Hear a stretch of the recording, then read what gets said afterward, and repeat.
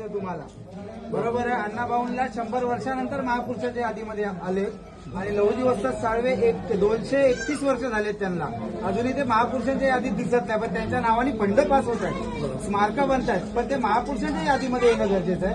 कारण की महात्मा ज्योतिराव फुलेंना घडवणारे त्यांचे गुरु हे लहुजी वस्ताद साळवे. ज्या स्त्रिया आज शिकतायत ते लहुजी साळवेंमुळे आज त्या स्त्रियांना म्हणजे शाळेमध्ये संरक्षण भेटलेलं आहे. त्याच्यामुळे हे काम तुम्हाला प्रामुख्याने करायचं आहे.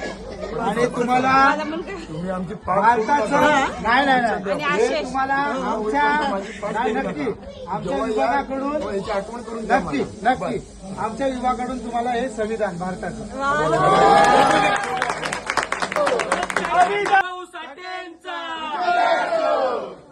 क्रांतिगुरु लहुजी वस्ताद साळवेंचा.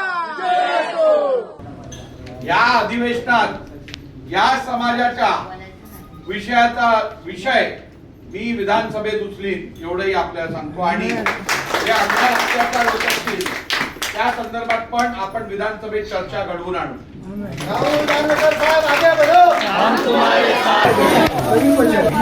साहित्यरत्न लोकशाही अण्णाभाऊ साठे 100व्या वर्षी महापुरुषांच्या यादीत आले.